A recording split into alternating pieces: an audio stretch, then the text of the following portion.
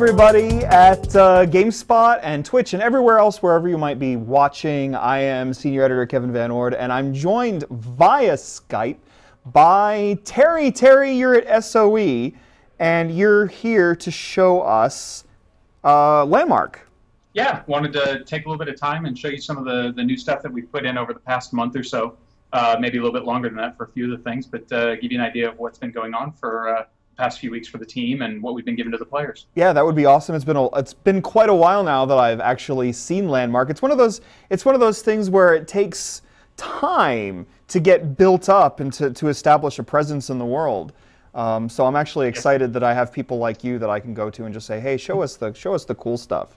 Yeah. Yeah, what are you going to show? What are you going to show today?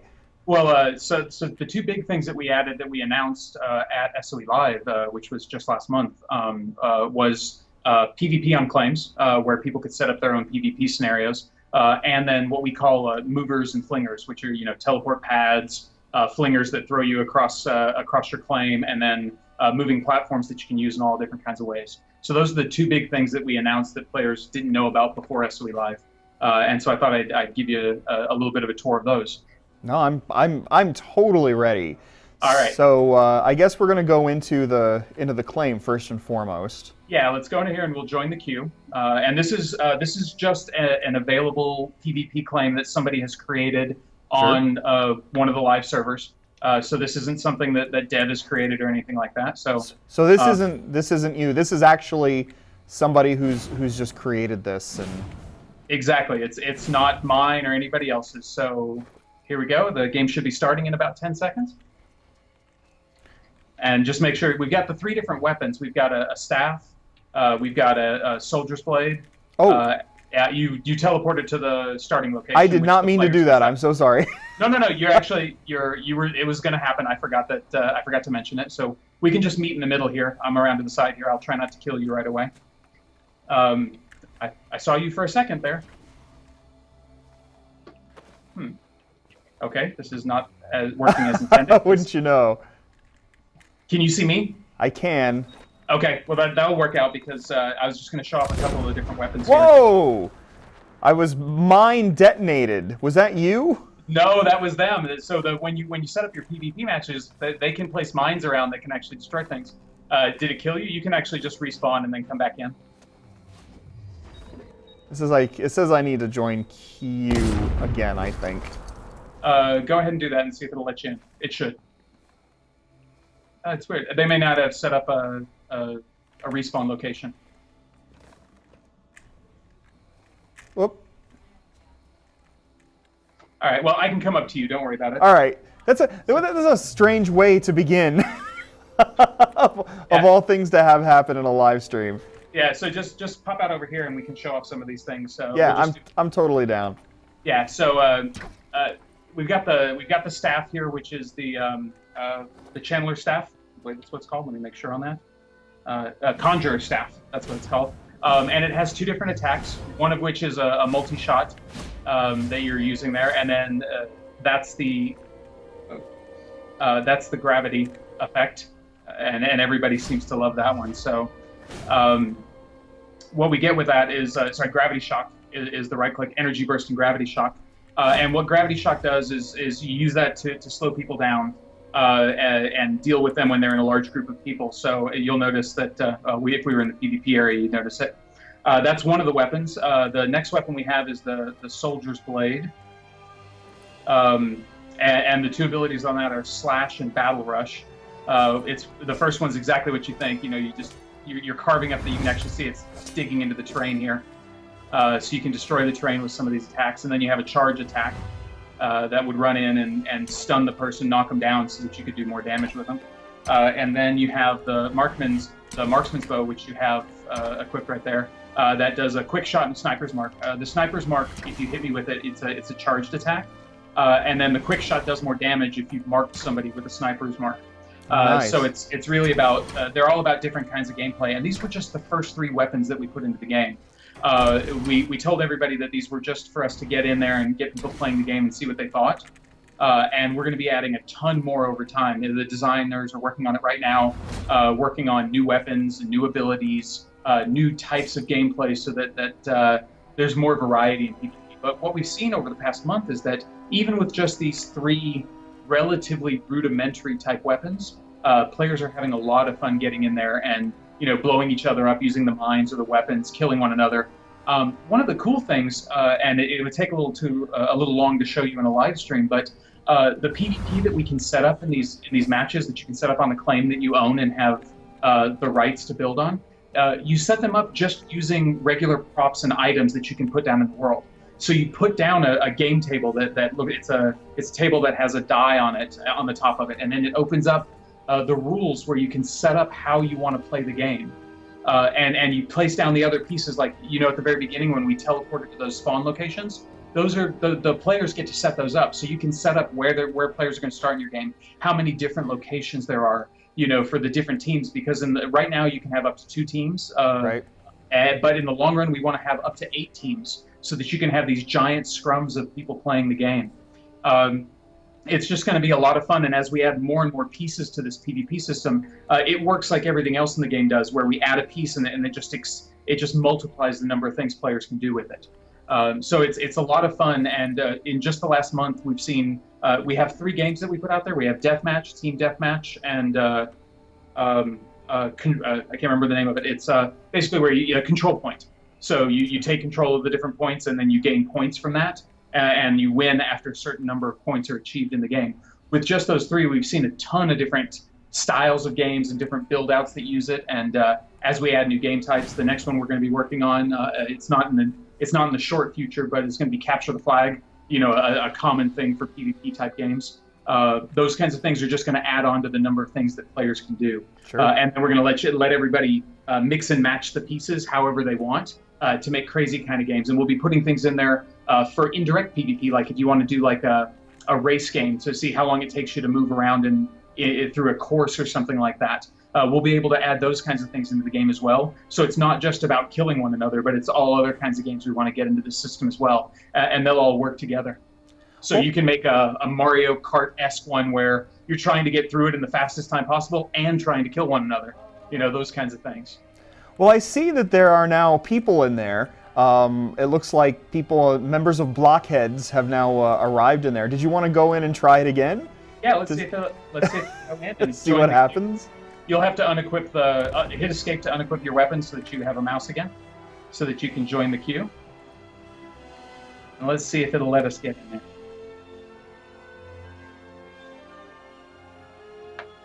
I don't know if they've joined the queue or not. Let's see.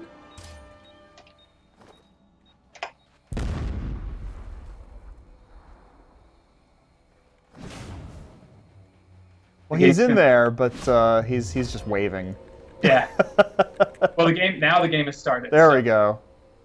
So let's see if we can fight one another now. See if I can find you in here. I do like this build out though. It looks like a lot of fun. Nice sci-fi, futuristic type build.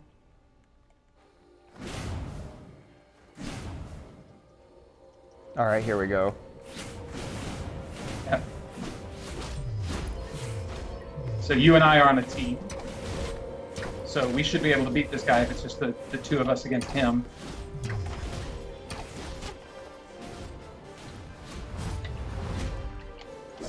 So I switched over to the sword, attacked him. So we won, and now he'll have to respawn.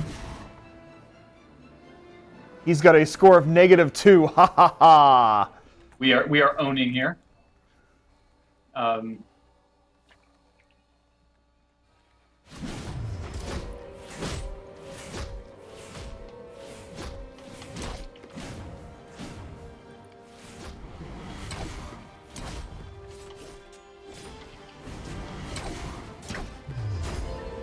This is showing how you different play styles. So I was in there doing melee, and you were providing the ranged assistance there.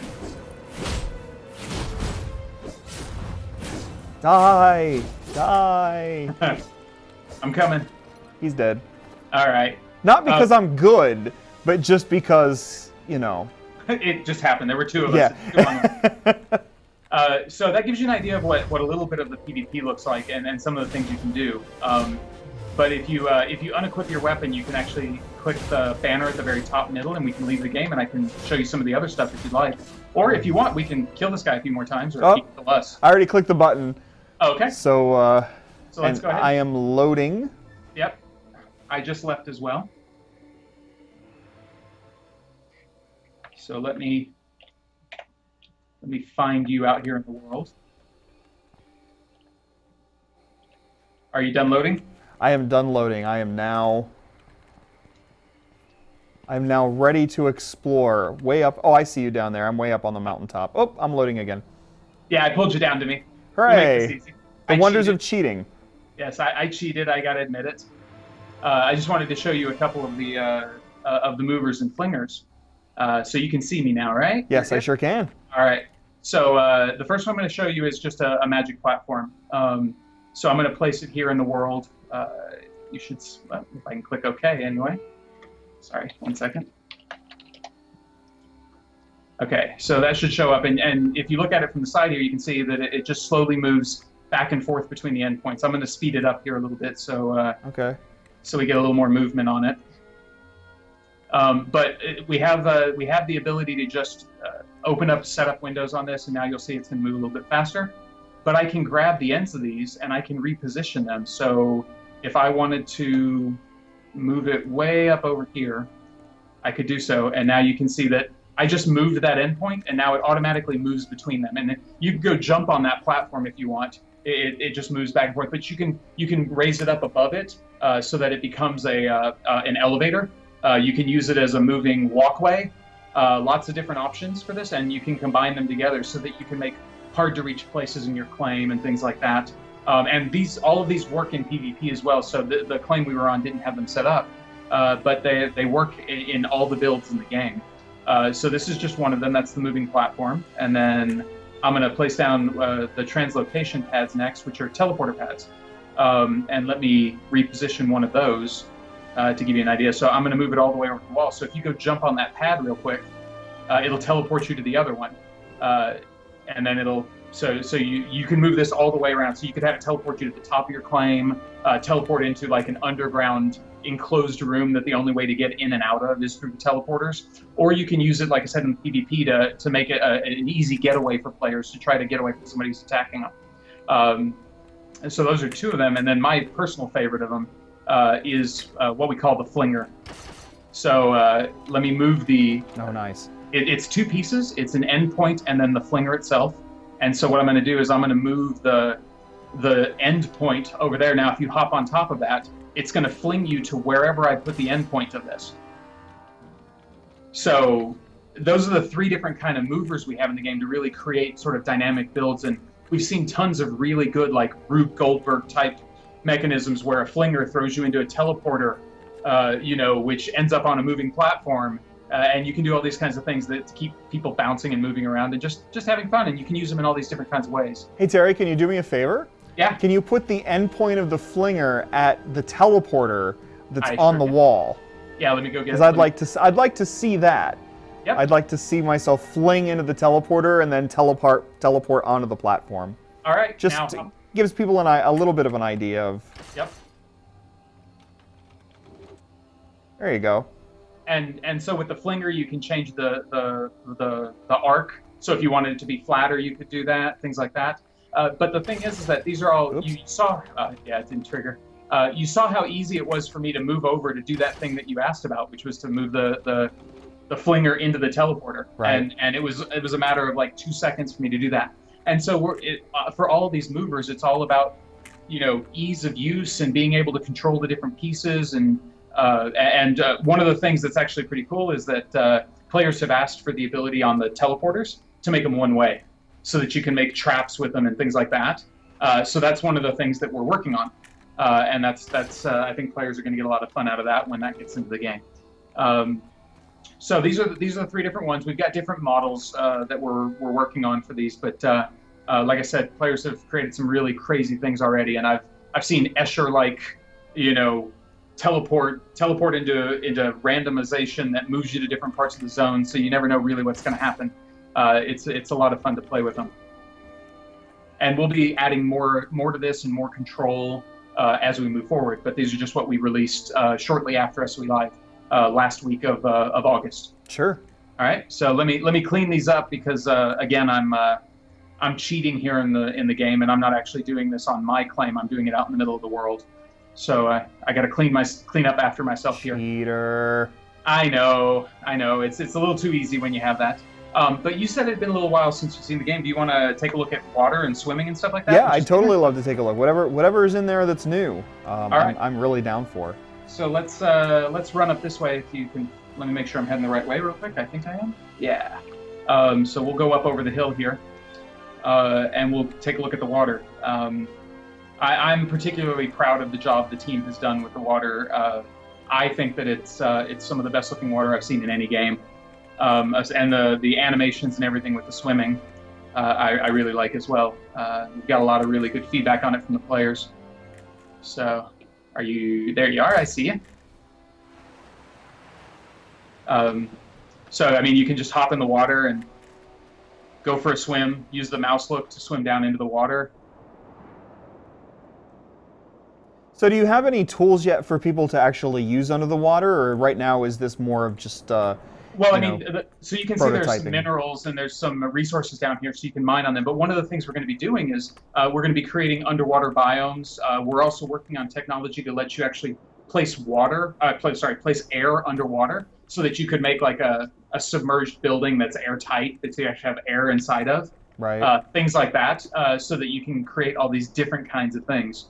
The real key is that we just want to give players as much flexibility as we possibly can to allow them to create whatever they can imagine.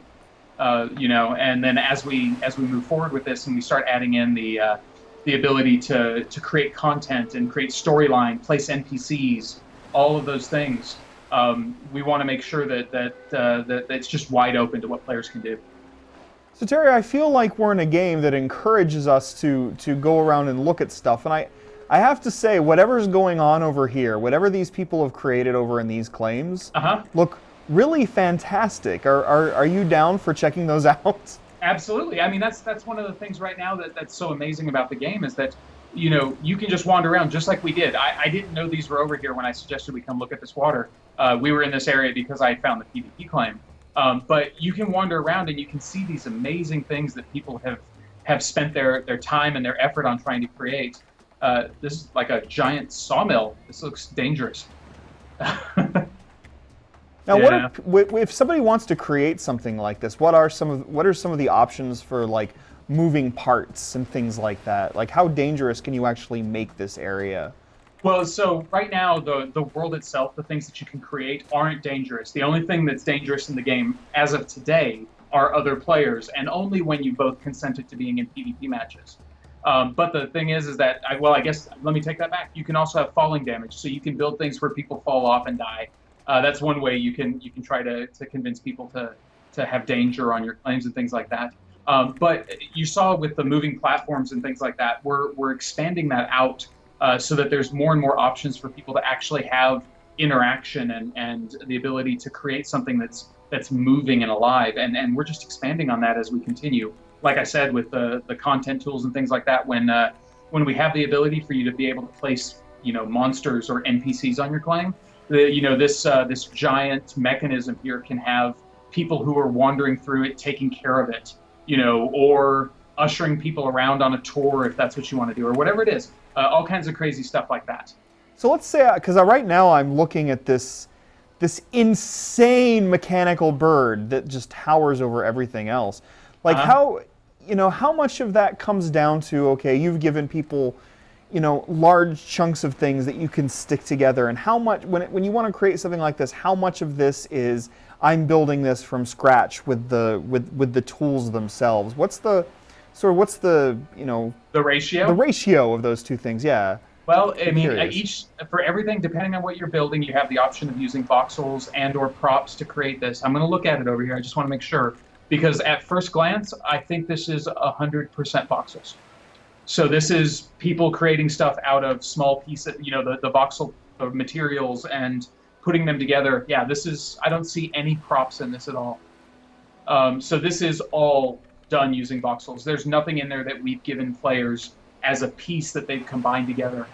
Now that's different builds, different things that you'd be looking at, but that's very true here.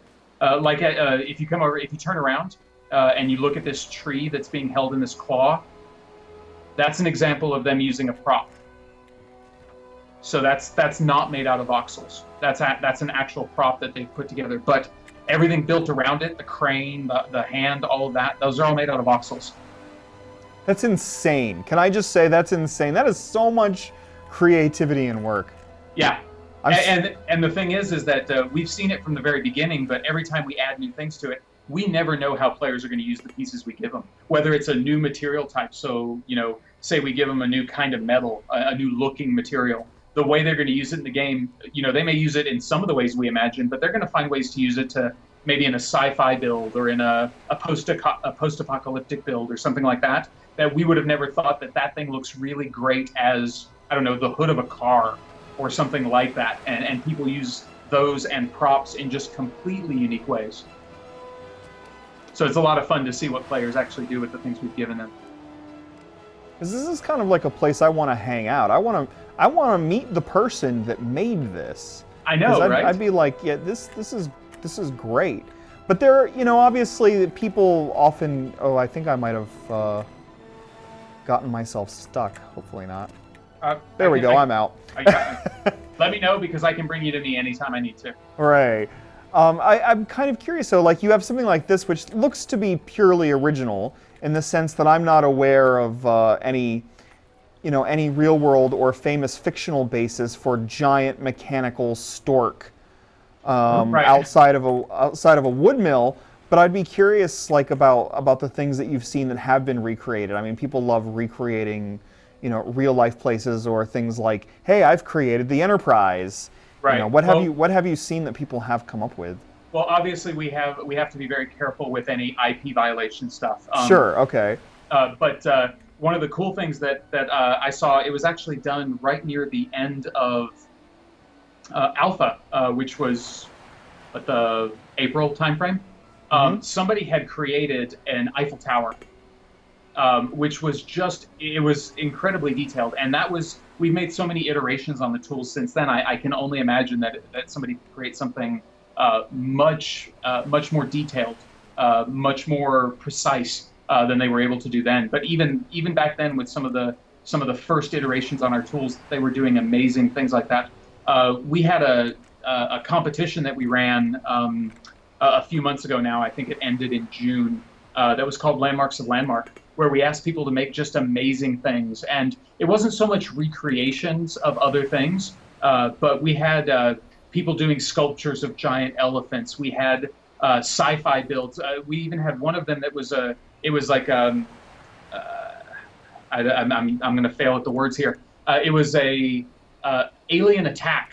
So they had built a miniature city with huge swarms of alien spaceships over it, all shooting lasers.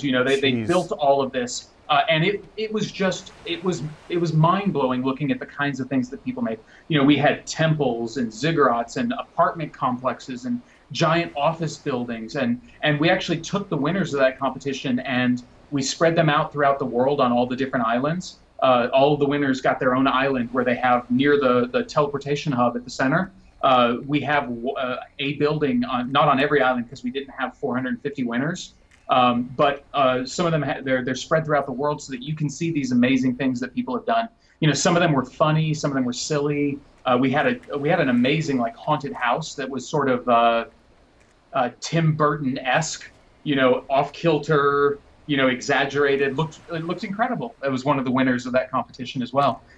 So I don't know, anything I can think of, somebody has tried to do it. I have not seen this stork before. This is an incredible. I love this one. And this is what it's like every time I come to the game. I go to a different island, I wander around, and you see amazing things like this. So it's been a while since I've played. Even been a while since I've really been closely following Landmark. And at some point, where are you at in terms of the connection with EverQuest Next? Obviously now, referring it to Landmark without sort of the EverQuest tie, I'm kind of wondering where you guys are at with the connection between Landmark and with, of course, your upcoming MMO. Right. Well, so yeah, we actually spent a good bit of time talking about that this year at SOE Live because we really wanted to try to make it as clear as we possibly could. Um, we are building EverQuest Next right alongside everybody who's playing Landmark. All of the things that we're putting into Landmark are things that we're going to use in one form or fashion in EverQuest Next. So all of these building tools that, we started off with the building tools because we needed to be able to create the world of Norath, right? So we're using these same tools that we're giving to the players to build those things. All of the things that we've learned through the iterations on the tools have allowed us to create much more detailed stuff. I mean, you're looking at the stuff here. This all carries forward into what we're able to create in EverQuest Next. And then on top of that, we're also working with the players. We have what we call the workshop show, or the workshop, where we're actually working with the players every week on one of the player races and the architecture for those races for EverQuest Next. So Rosie Rappaport, who's our art director, and Jeff Butler, who's our creative director, they go through and they put together an initial style guide for a particular race. Right now, we're working on Karen right now, and we did Dark Elf about 2 months ago. And we're going to continue through the different player races. But what we're getting is we're giving them an initial style guide, and then we're iterating on that with the players. We're saying, these are the ideas we have for what Karen architecture is going to look like, and telling them a little bit about what the Karens are like. And then they go off into the world in Landmark and build things that they think match those ideas. And then they submit them, we gather them every week, and then we talk about them, we provide feedback, we iterate on the style guide, and we update it with the cool things, because every time players get their hands on something, they're molding what the future is going to be for that. And so we've been doing that, and we're just about last week we entered the competition for Karen architecture, where people are going to they're going to build things, and then they're going to submit them, and we'll go through them, and we'll pick all the ones that match what we think of as the Karens. And then on one of the islands, you can actually go to the museum island. There's the Dark Elf Foundation, and you can see the winners of the Dark Elf competition.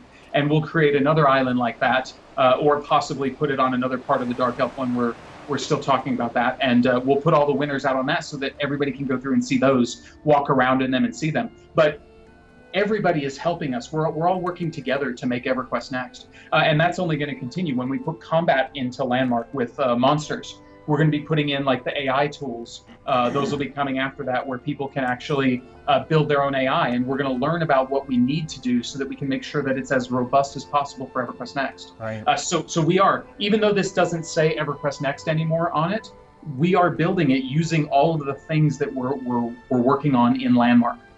So it's been a lot of fun working so far, and we have a long future ahead of continuing this, because players have been doing amazing things, and it blows our minds every single week.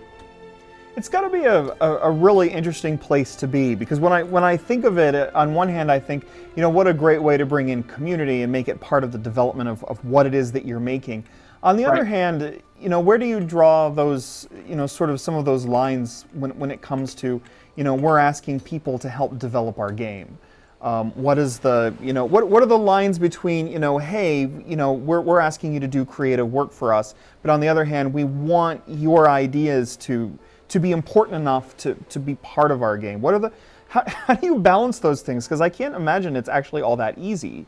Well, it isn't. I mean, it's one of those things that we're constantly evaluating. And I mean, some of the things, by the way, your camera turns, so if they can see you, there you go. Yeah. People out there looking at me through a different camera than you are, so see. We're safe. Dan's trying to help me get to the chat, so I'll actually be able to take some questions. But no anyway. Problem. Okay, I just wanted to make sure that, in case you weren't aware. So it's one of those things that we're constantly trying to balance, right? So a great example is the lore. The story we're going to be telling players inside of EverQuest Next from our perspective. When we do that, that's stuff that we're going to own. Now, there may be times where we ask opinions and thoughts on particular characters or quintessential pieces of the lore that aren't about the exact story that we're telling the players, and we'll take feedback on those, and we'll try to incorporate that. But we want to make sure that when EverQuest Next comes out, it's new and it's exciting to players.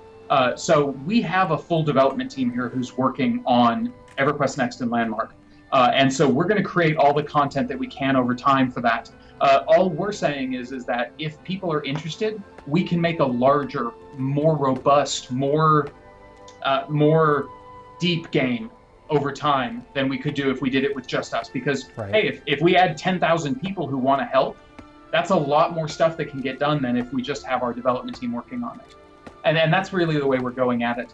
Right now in Landmark, what we're doing is we're making sure that the game we're making and the things we're doing in the game are fun to players, so that we can make sure that the end result of EverQuest Next and everything that goes into that is the game that people want to play. So we're now starting to look at the chat. Thanks to Dan Mahoric for bringing in some help so that I could start taking a look at the chat. And Terry, I'm going to ask you a few questions coming from there. Okay. And if you're in the twitch.tv chat, then by all means, go ahead and ask your questions there so I can pass them on to Terry. And the first question coming up is the processing for permanent terrain changes. Is that local or is that server side? Like when you actually change the world around you? Yes. It's server side.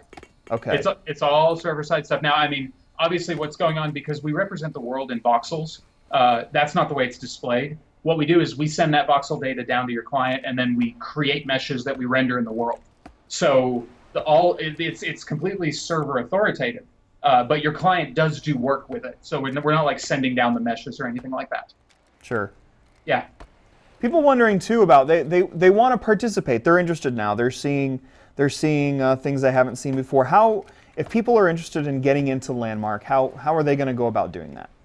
So they can go to landmarkthegame.com and you can purchase a Founders Pack. Right now we're in closed beta and we're working towards open beta. Eventually the game, the plan is for it to be free to play when we get into open beta. But right now it's all done through the Founders Packs, and there are 3 of those at different price points that give you different little perks inside of the game. But if you purchase one of those, you get into closed beta forever.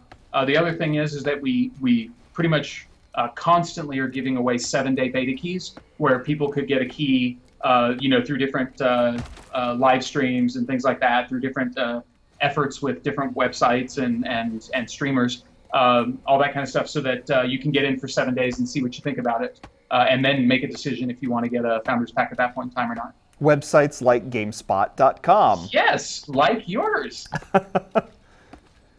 So funny how that works out. Forgive me, Terry. Now I forget. I got to get back to you, because now, in the interests of keeping myself busy, I actually went off chopping and mining. So I guess I should probably get back to you, because you probably have other things that you want to show me. But I got kind of sidetracked there, and that's sort of the wonder of creation games like Landmark. Yeah, definitely. Sandbox games give you so many options of things to do. Actually, why don't you dig for a minute or two, and I'll find us a cave, and then I'll pull you over to it. All right, that would be awesome. About exploration in caves. I can show everybody my amazing mining skills, which involves standing here, and look at me mine this rock. See, the thing is, I'm not high level. I don't have any of the cool stuff that other people have. I haven't played for so long, and I didn't play very much before, so I kind of wonder what my inventory looks like. I've got tons of stuff, but I haven't actually really built anything yet. I should probably get to actually creating something. But different people have different ways they want to play the game, and that's the beauty of Landmark. I mean, I've said it many a times. I'm not the creative type that could have built those things we were looking at, but I absolutely love going in the game and collecting things. Going and finding new ore, and I take it back and I give it to my friends, so that we can actually go out and do something in the world who want to build with it. If you're ready, I can actually summon you to me, and I can show you what a cave looks like. I'm down. All right, so I'll bring you over here. Let me know when you're done zoning or loading. Almost there. No problem. It's just a little easier for me to find these than to wander around and have you follow me while we're trying to get there. No, totally. I'm here. I'm ready. All right, so here's an example, and this is natural in the world where it intersects with the surface, and you find these throughout the different zones, the different islands, and you can wander down through these caves, and you can see that we passed some resources. There are different props and items that you can find down here. The big thing right now in caves is looking for chests. And I have no idea if there's going to be a chest in this in this zone or not. Do you have a light stone by chance? I bet you don't. I don't think so. Hold on 1 second and let me make one for you. Oh, you're so good to me. Well, it's going to be good for you to be able to... Actually, that light stone is broken, so I should give you these light stones because I believe these work. Let me make sure. Yeah, so let me open up trade with you. 1 second. Too many windows up. Oh, you're not in my group anymore. Rude. Well, we were PvPing. I think that's what happened. Did you get an invite? Not yet. Why is... Hold on. We'll make this work. Sorry about that. No, not a worry. There we go. Did you get that one? I sure did. All right, so now I need to open trade with you, and I will give you some light stones. So here we go. Oh, I used it. Let me actually give it to you. So sorry, it's such an easy thing to do, right? It's... If you open up your inventory and just right-click on that, it'll be like a yellow stone. It should light it up a little bit for you. One of the things that we broke about a week and a half ago was the greater light stone, which is what I was going to make for you. And we're going to be fixing that with our upcoming update this week. So that'll be it'll be nice that actually works again. I was going to use one of those, and then I realized it doesn't work yet. You got to wait for tomorrow for that. But these giant caverns, they can be kilometers long in distance. They just wind throughout the bottom of the earth, and they go about, we're using about 20% of the depth of the world right now, and we're going to be working on moving it all the way through the depth of the world so that resources are scarce and you have to go down to the bottom of these to find some of the more rare resources. And then, of course, when combat and monsters go into the game, they're going to be in these caves as well, so that there's going to be danger and excitement and things to find and collect. Ooh, we've got something nice up here. Yeah, I know. I saw that. This is one of the randomly placed cave things. It's a bioluminescent plant, so you can see how that works in here. But you're standing on top of some of the resources that you can. I think that one's only available in the caves. So you'd actually have to go collect it if you don't have a good pick at... Oh yeah, you have the founder's pick. You'll be able to mine that, I think. Do I have the founder's pick? Well, I should go I should go and look. Let me see. I thought founder's pick. Yeah, I wasn't sure if that was doing it or not. I don't think that... oh no, the founder's pick won't be able to do that one. Yeah, it doesn't like the tungsten. I need a tungsten pick or better to harvest the cobalt. Hold on just 1 second. Oh, see, now you're being so good to me. Are you gonna give me a? Are you gonna give me a pick? That's awesome. This is what happens when we collude. No. Is I get? I'm kidding. I'm kidding. I would be doing it on my screen, but since they can only see your screen, this is the only way we can do this. So here, let me open trade with you, and here we go. We'll give you a tungsten pick. That's so awesome. It's not a bad one. And then you can, if you equip that one, then you'll be able to mine that, and you can see that this is how you find that stuff in the world. Excellent. Look at all that cobalt coming in. Oh, wait a minute. No, it's not. Hang on. I'm still using the wrong pick. All right. Now we got it going. There we go. Nice. I feel very special now. Are you going to ask me to give this back to you? Yeah. Well, at the end of this, you can give it back to me. Gosh darn it. Yeah. Man. I know, it's making unfair. Me do it the hard way. Well, that's the fun of the game, right? If you got everything you wanted in the game right away, it wouldn't be any fun. You need to have the ability to progress and have achievements and actually accomplish things in the game. All right, I guess I better stop. I'm going to be sitting here for hours mining tungsten or cobalt, I should say. Right, but I mean that gives you an idea of what some of the caves look like, and this is just one small cave, and we wandered through it for a couple of minutes to get down to where we were, and so they branch, and I think I just ran into a dead end here. Yep, but the thing is that we have things spread throughout the game, and as we continue to add more depth, more caves, more things to do in here, it's just going to be that much more fun to get down in here and find something to do. I'm going to get you back up to the surface here real quick. Sure.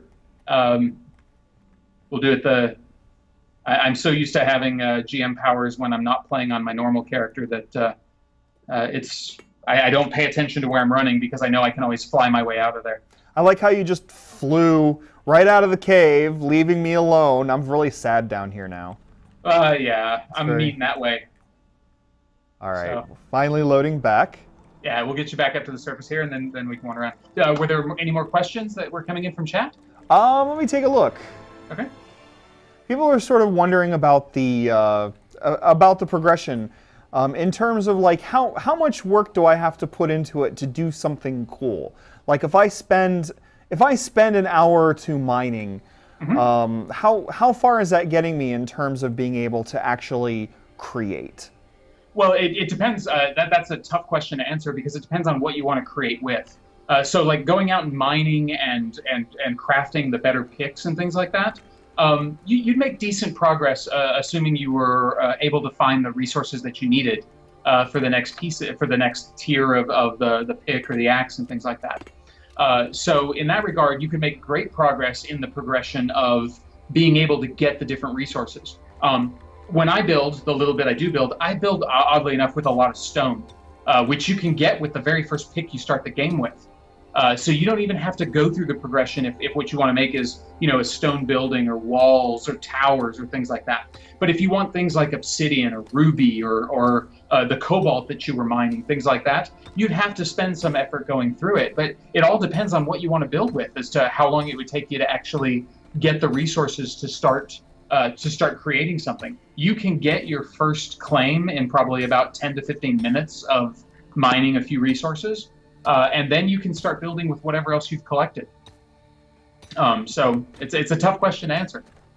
So we've got a few things coming from different people. Number one, obviously right now you're PC oriented. This is what this game is being made for. Uh-huh. But a lot of people wondering about console releases, and you might as well throw in to that people asking about PvE. And monsters and so forth. Right. So, the PvE one, I'll take that one first because that one I can give a more concrete answer. It's things we're working on right now. We're working with Storybricks on the AI. We're working on getting the pathfinding in the game, all of those things, so that we can actually get PvE content or PvE monsters and combat and itemization and all the things that go along with that into the game. So the team, there's a decent portion of the team that is focused solely on that. So that's going to be coming over the next, we'll say soon, and I put the air quotes around it, for people who didn't see me do that, because it's going to be ready when we're done with it. But we're not going to get everything 100% done before we give it to the players. That's not the way we work with them. Our community, we give things to them as soon as it's in a state where we can start iterating and polishing on it. So it's not going to be terribly long, but it's not going to be next week either. So we're working on that, and we're working on it as quickly as we can to get it in there. Right. So that's to answer that question is it's absolutely going to be in the game, and it's absolutely going to be a huge part of the game, part of the progression, part of the itemization, going out and collecting things, killing things to get loot from them, things you'll need to craft with, all those kinds of things. So it's going to be a big deal in Landmark. I know people, they see that we have done PvP first, and they wondered about what we intend for the game. And PvP is just one step along the way to combat. We needed the ability to do damage and kill people and things like that before we could even do the monsters in the world, because they need to be able to do that stuff as well. So that's the reason we approached it from that perspective. And honestly, PvP is the harder problem. So we wanted to make sure we solved it and made it fun first, rather than trying to tack it on later after we've got a good, fun PvE experience. And then now I'm going to have to try to remember what the other question was, which was... It was about platforms. Oh, yeah, that's right. So for Landmark, we haven't announced anything other than a PC release. That's not to say that we aren't considering it or thinking about it. But right now, since the game's not done yet, we're still in closed beta, we're focusing on one platform, and then we'll make decisions about other platforms after we're done and we get into open beta with this. On the other hand, we have announced, John Smedley, our president, announced that EverQuest Next would be on consoles, on the PlayStation 4 in specific. So that's already out there. He announced that a couple of months ago, actually. So that gives you an idea of where our efforts are going to be focused on. So I'm curious about how those tools will show up in Landmark. Somebody asking about, loot and armor and dungeons and raids and so on. Those all sound very much like MMO things as opposed to sandbox things. How you know? Why don't you talk about some of the things, those things, and how they're going to be implemented into Landmark as opposed to in, say, EverQuest Next?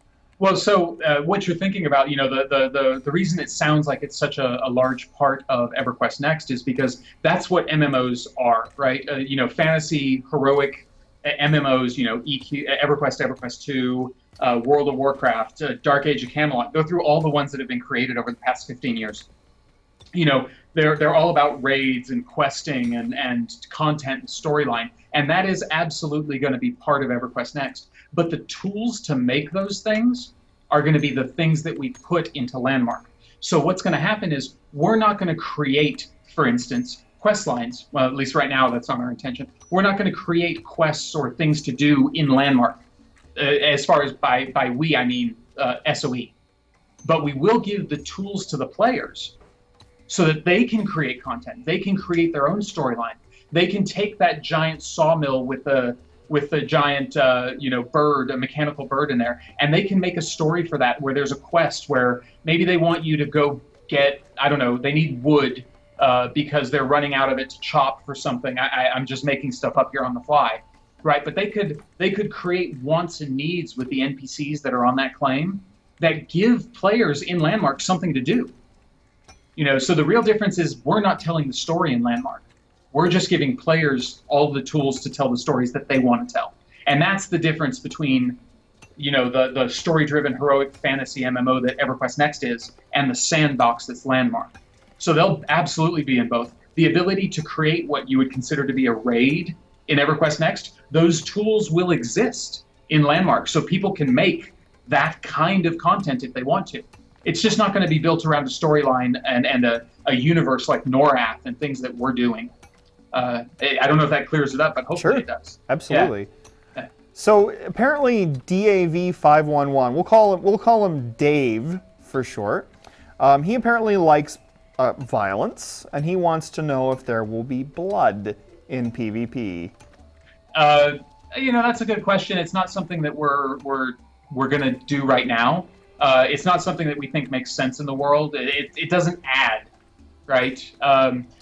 Right now, since we're in closed beta, we're focusing on the things that add to the game. You know, right now you can get in there and you can blow people up and you can kill them and you can hit them with a sword and things like that. And adding something like blood to it is more of a polish face sort of thing if we decide to make that choice. And that would come later after we've done more of the core systems that we want to get into the game to complete it. Right. Now I'm going to be kind of curious about you know, you've shown me caves, for example. That's nice. I want that. So you've shown me caves and things like that, and I know that a big part of both Landmark and EverQuest Next is going to be the ability to, you know, mine away the planet. You've got depth as well as breadth. Yes. And I'm curious, how far is that going to? Are you going to allow players to take that? Obviously, there have to be limits before you suddenly have people destroying a planet. Right. How you know, are players going to be able to create their own caves, for example? Well, you can already do that right now inside of Landmark. I'm using a pulverizer right now, so you know so you were using a pick. I'm using a pulverizer. The pulverizer doesn't give me resources, so I can dig relatively quickly. I mean, I can start digging out a cavern here, right? Okay, do that. You know, I mean, it gives you an idea. You can see how quickly I'm able to just carve away at the world here, much faster than you were doing with the pick, because the pick is about resource gathering. This is about excavating and things like that. And so the idea is that in Landmark, players can already start to make these giant holes and go through it. Now, the world does respawn over time. And the same will be true in EverQuest Next. The thing we're going to be doing in EverQuest Next as well is we're going to be controlling where and when people can destroy things. So, for instance, if you've played any of the EverQuest games, then you know some of the names I'm going to use will be familiar to you. But like, if we have the city of Kinos, right, we're not going to let players just go through and demolish it, right? It'll be protected, and we'll do it through lore. Like maybe there's a magical spell that's been cast. You know, this I'm just making stuff up right now, so don't quote me on it. but a magical spell that protects the world in Kinos from, destruction from outside elements, right? So in that case, players can't come in and turn Kinos into a parking lot. But maybe there's part of it that they can help build up, or maybe monsters can destroy it, but players can't. So there's a reason to fend off that orc army, because they're going to knock down the walls of Kinos, and you need to protect that. So we're going to have lots of different mechanisms that allow us to control just how much players are able to destroy, how often they're able to destroy it, and how quickly it'll come back if they do. So Landmark exists in an interesting space with games like Starbound and Minecraft and so on and so forth. What are some of the things that you think about Landmark that really makes it unique? I mean, obviously you've got you've got a lot of great tools for smoothing edges and making things look like what you want them to look like, instead of blocky versions thereof. But what are some of the other things that really would pull people in away from some of those other games, for example? Yeah, I mean, it's a couple of things. It's to me, it's really all about focus, right? All of the different games out there have different things that they're focusing on as what's core to that game, right? And what I think is that Landmark stands apart. One, you mentioned the visual fidelity, because that's one of the things we were focusing on. Was we didn't want a world that was easily discernible as being made out of voxels, right? We wanted to have much more natural building and stuff like that. But on top of that, when we're done with all the pieces that are going to make up the game, it's going to be more about that socialization, socializing with other people, needing other people. I was talking about it before, where I'm not a builder. I don't have that sense of creativity to create something like the things we've seen. But I love going out and killing things and collecting loot and bringing things back. And I would absolutely play this game where my friends build me an awesome castle with the things I collect, and I just bring them back the stuff they need to do that. And, and I pay them more of it so that they can build the things that they want as well. And in that ways, we're going to have lots of different ways for people to play together. A lot of the other games, some of the ones you've mentioned and other games like that, they have more focused gameplay. Like, it's all about building something, or it's all about exploration, those kinds of things. We really wanted to wrap it all together into what we consider to be an MMO, which is focused on socialization, playing with your friends, getting things out into the open world so that you can see them. Some of those other games, you couldn't just go and find something like that sawmill we found, because it's all in, on somebody's personal server, or it's on their computer, and the only way they have to share it is through YouTube or something like that. And so we wanted to bring everything together into this open world MMO virtual world space that the other games just haven't really done. Right. And a few other people asking, and I think this is valid, especially when you've got MMOs, say, like you have Neverwinter, that allows you to put together quests relatively easy and things like that. People are wondering, like, how deep are they going to be able to go into what they can create that would be sort of like creating their not just raids and dungeons, but entire bits of gameplay and quests and so on and so forth. And are you going to be doing anything? Obviously, you've got tools to do things like that from scratch, but are you also going to have things like templates that will make it easier for people to create those things that don't necessarily have the time or want to spend the time putting together something really intricate? Well, so there's a couple of things that go into that. First is that we're going to give the players in Landmark all of the tools we're using to create the content in EverQuest Next. So they're going to be able to create it in the same way that we do. So we need to make sure that it's intuitive and easy to use. We're not doing quests for EverQuest Next. We talked a little bit about that, and as a matter of fact, next week there's going to be an AI panel video that we're going to be releasing that goes over what we talked about at SOE Live, specifically about this and the way content works. The way it's going to work through Storybricks, with our working with Storybricks and collaborating, is we're going to give NPCs in the world, they're going to have wants and needs, and then players are going to be able to interact with that to satisfy those. So I was talking about, maybe the people at that giant sawmill, they need wood and fuel because they need to make sure that everything continues to run. So it's not going to be like a guy with an exclamation point over his head that you go talk to that gives you a quest. You're going to wander around the world. You're going to talk to the NPCs. They're going to tell you what they need.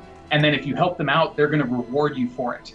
But those things may change over time. So if you give them enough wood, maybe they don't need it anymore. These are very, very simplistic examples of it, and that video will go much more in depth about it. But players are going to be able to create those kind of ecosystems of wants and needs and desires with the interactions with players, so that it can be a constantly changing world. And I talked for a moment there, and I have forgotten the rest of the question. Well, basically not just the MMO elements, but the possibility of, say, templates or something that makes it easy to put these things together. Right. Thank you for the reminder. The other part of it is going to be that I was talking about the socialization and the desire for players to have a reason to work together. I used to be a programmer, so I think that I'm going to be fairly savvy with the AI tools and building the things that people want, right? So what we want to do is maybe you're not, maybe that's not something that you're going to want to spend the time on, or maybe you don't have the aptitude for it. But you and I can work together. You could build something, I could create the AI for it, and we could do it that way. And we've talked about, I don't know if you're aware of Player Studio, which is available in Landmark right now. Mm-hmm. What that does is it allows people to take their creations in the world, template those up, and put them up on Player Studio so that other people can buy them and actually be able to place those things in the world. We're going to do the same thing with these other pieces. So if I'm good with AI, I can build those AI templates, and then I can submit them to Player Studio. And then if it's something that other people want, they could then purchase it from the store, and I would actually make real money off of that. So that's the kind of socialization we want. We fully expect guilds to be created almost like companies, where you have some number of, if you think about it in relation to current MMOs, right now you have X number of tanks, X number of healers, and so many DPS so that you can all raid together.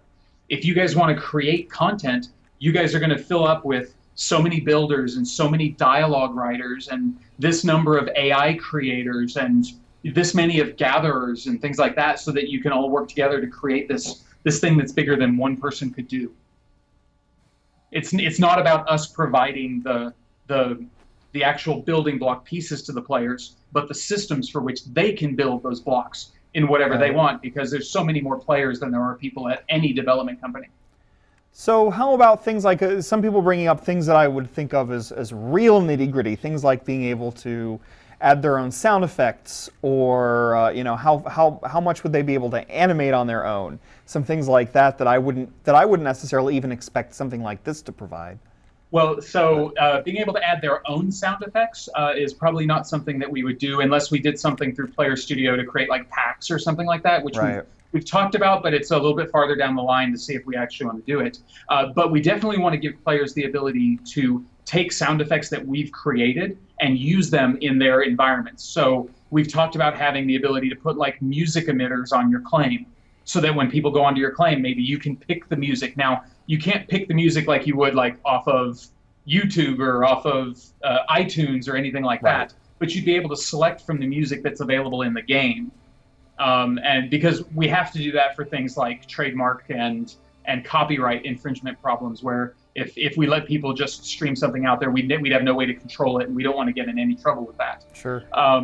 But other things that they're going to be able to create, like animation, that's a great example. We've talked a little bit in the past about SO Emote, which is something that exists in EverQuest 2 and will be coming to Landmark and EverQuest Next, where you're going to be able to take like you're going to be able to use it like as a personal mocap studio to create like emotes and things like that. Now, it is limited to the head and face, but we have been talking about ways that we could theoretically expand that to do other things as well. But that would be a little bit farther in the future. So we want to expose as many things as we can, but it's a matter of technology and how much we can host, how much data we'd have to send if we were doing other things, and it's always a balancing act of that to make a game that's actually playable. Sure. Yeah.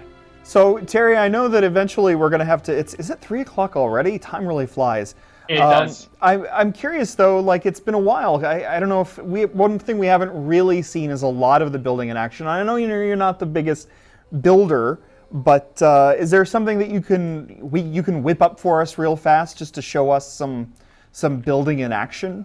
Yeah, here really quick. I have just a couple more minutes left, but we'll go ahead and do this really quick. Let me set up my hotbar really quick, because I moved things around for this demonstration.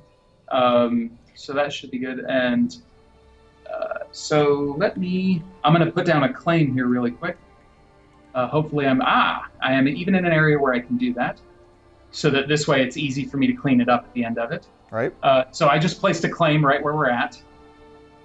And so what I can do is, using just a couple of the tools, and you should be able to see this as I'm doing this. Can you see me? Can you see this on your screen where I'm the selection volume right behind you? Do you see a box? I do not see selection volumes. Let me make sure I have it on. I may have turned mine off. There we go. I had apparently turned it off at one point in time. So let's see. Do you see that now? There we go. Yep, totally see that. So this is a selection volume, and this is one of the more powerful tools because all of our other tools work with it. So what I can do is I can very easily select a volume of the world, and then I can quickly fill it in as an example. So you can create rough structures very quickly. And then, I missed a tool here. Where's my smoothing tool? There it is. And then what I can do is, if I want to make something that's not quite so blocky shaped, I'm using the smoothing tool here, and you can start to see that I'm, very quickly just turning it into a more natural shape, rounded on the edges. And I was doing a very large area. I can also, I can do this on small areas of it by using the tool itself, not using the selection volume. I can easily carve things out of it by deleting, making a channel into it. So, I mean, I just showed you three tools really quickly there that we could quickly build a house with. I mean, because you can imagine using that selection volume. Sure. And I'll do it here. I can make a platform, and then I will build walls on it, right? So I just very quickly, and using cut and paste, let me make sure I've got it lined up here. Almost. Oh, got to move around, make sure you got everything right. Yep. There, I think you probably have it almost. Yeah, there we go. And so, and now that was just a cut and paste in a place, and I can very quickly make a room, right? I can make a house, and then the real time that players are spending is learning how to do the more intricate details that you saw in some of those other builds.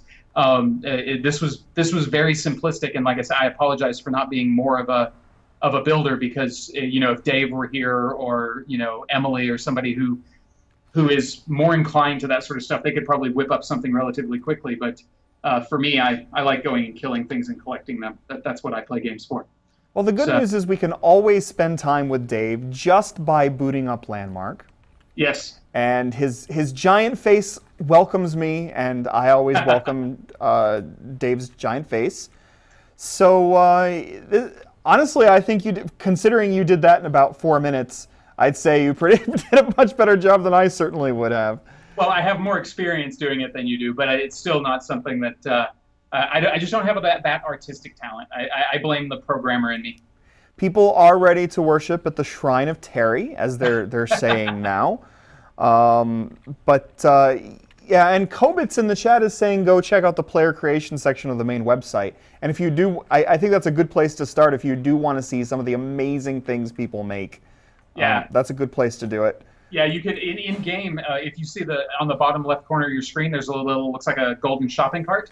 Sure. If you click that, that'll bring up the showcase, which is the marketplace, the gallery, our competitions. If you click on the gallery button, you can see some of the build outs. There's new ones and ones that are trending high. You can search for different kinds of things, like if you want to look for castles and stuff like that. And what you can do from these is, if you pick any of them, like for me, pick whatever the first new build out is and click on it. You can actually just click that visit claim button, and it will take you there.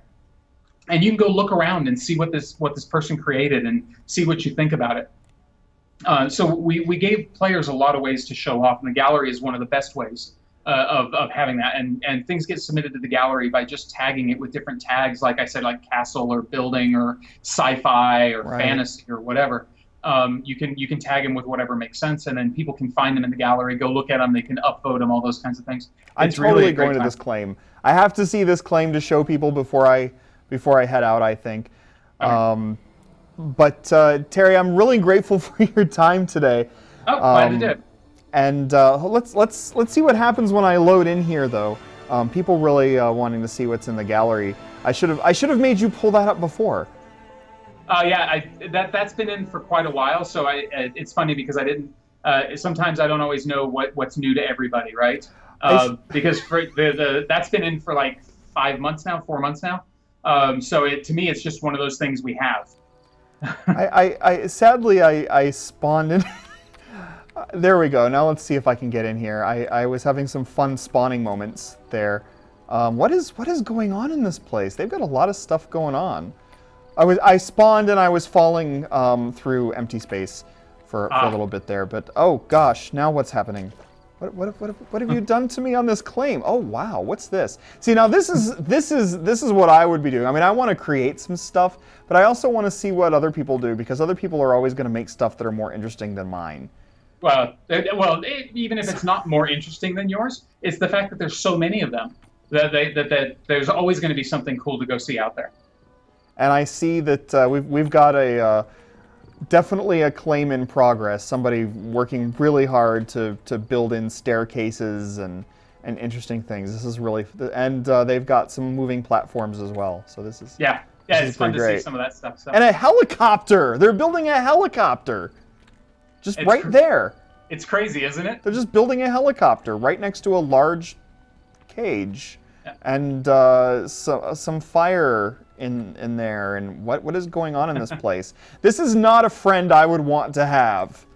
All right, I admire your helicopter lair though. So yeah, fun stuff. But Terry, thanks so much. Is there anything else you wanted to get us up to date on before I had to say goodbye? I think I've covered everything I can think of right now. There's always tons to talk about, and I'm glad to take some time. If there's anything you can think of in the future, let me know, and we can get you some answers. Yeah, absolutely. Thanks so much. Right. And obviously, thanks to everybody out there on GameSpot on Twitch and anywhere else you might be tuning in from. I guess we'll see you later on GameSpot, and we'll have more Now Playings for you in the future. Later, guys.